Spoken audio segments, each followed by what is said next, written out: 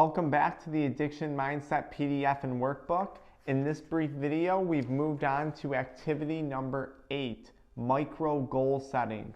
Now remember, activities 7, 8, and 9 are closely related, so make sure you have those all handy when you're going through this portion of the worksheets. So activity 8 relates to micro goals. So in activity number 7, we talked about accomplishing macro goals, big picture things that you want out of life. In activity 8, I want you to focus on all the little things that you're going to have to do in order to achieve those larger goals. And I'm going to give you some examples as we move through this worksheet. Now, remember, some of my examples in activity number 8 relate back to the macro goals that I set in activity number 7.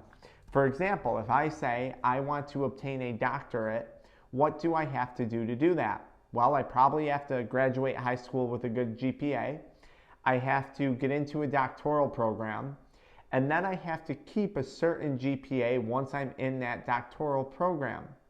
Now, there's other things that are going to be involved as well too. You're probably going to have to write a thesis statement at one point. What do you see yourself writing that thesis paper on? What do you actually see yourself caring about when you're getting that doctoral degree, when you're in the research?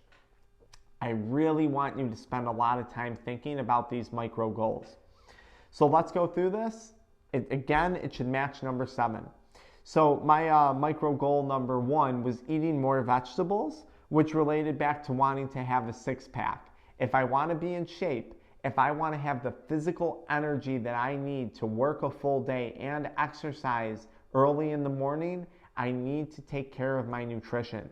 Working out 3 times a week, that's another micro goal that's going to help my physical appearance. Start my own chiropractic and addiction coaching clinic.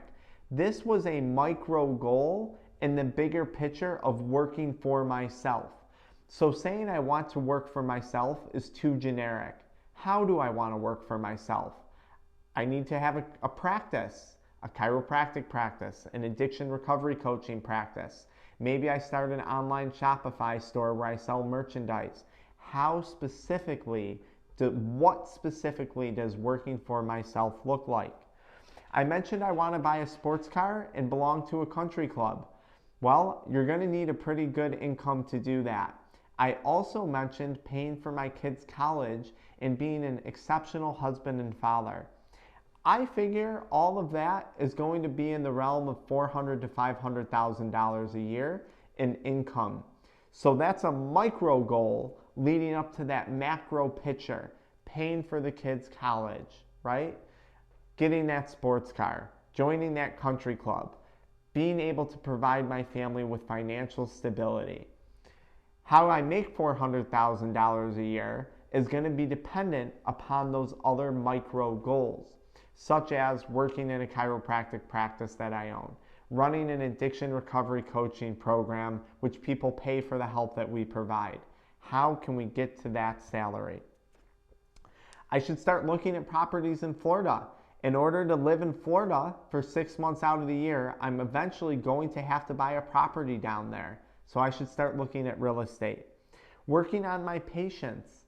Patience is something that I struggled with when I first quit my addictions. I was very impatient because I was used to that instant gratification. If I want to accomplish these macro goals in life, I'll need to work on becoming a more patient individual. Growing my social media platform to over 1 million followers. If we want to help 400,000, 500,000 people a year quit nicotine for free on our free social media platforms, we're definitely going to need to hit a minimum of 1 million followers. Now these micro goals, these could change daily, these could change weekly, and my macro goals could too. I might get to a point in my life where I don't play golf anymore, and then I don't really care about belonging to that country club. So again, these lists can be somewhat fluid, but start making these lists now.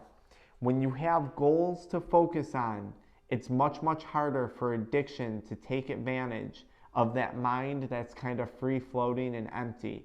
When you fill your mind with goals, when you write down tangible things that you want to obtain in life, it becomes much, much easier to stay busy, stay focused, and avoid trouble like addiction. And let me say this, and this really relates to the PDF. When I talk about addiction, it's not all bad. You can become addicted to accomplishing those micro and macro goals. You can become addicted to building better relationships. You can become addicted to building a better future for yourself. I'll see you guys in activity number 9, where we're going to talk about life goals.